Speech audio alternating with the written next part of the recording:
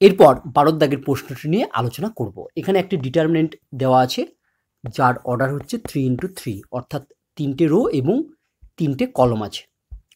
এই ডিটারমিনেন্টটির মান আমাদের নির্ণয় করতে হবে। আমি প্রথমে ডিটারমিনেন্টটি লিখে ফেললাম। এরপর এই ডিটারমিনেন্টটিকে আমি এবিসি বাই এবিসি দিয়ে গুণ করলাম।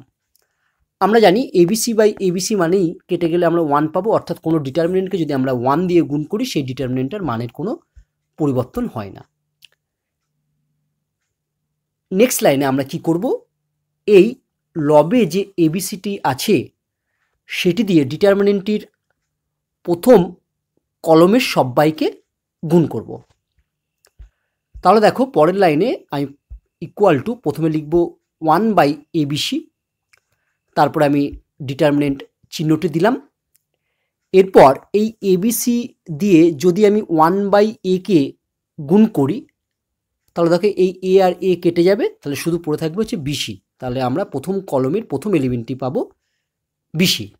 তারপর এই এবিসি দিয়ে যদি 1/B কে গুণ করি তাহলে দেখো বি কেটে যাবে, আমরা পাবো হচ্ছে সিএ।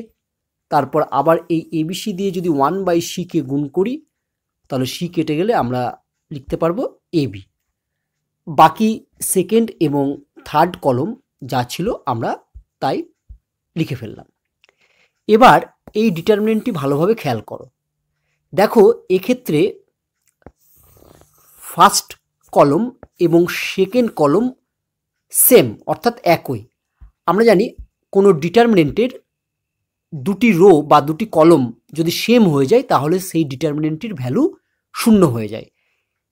এই ডিটারমিনেন্টের ক্ষেত্রে যেহেতু প্রথম কলম অর্থাৎ C1 এবং দ্বিতীয় কলম অর্থাৎ C2 সমান, তাই এই ডিটারমিনেন্টটির ভ্যালু হচ্ছে 0। তাই আমরা নেক্সট লাইনে লিখতে পারবো ইকুয়াল টু 1/ABC ইন্টু এই ডিটারমিনেন্টের মান। এই ডিটারমিনেন্টের মান হচ্ছে 0, তাহলে 1/ABC ইন্টু 0 মানেই হচ্ছে ইকুয়াল টু হচ্ছে 0, অর্থাৎ এক্ষেত্রে আমার সঠিক উত্তর হলো 0।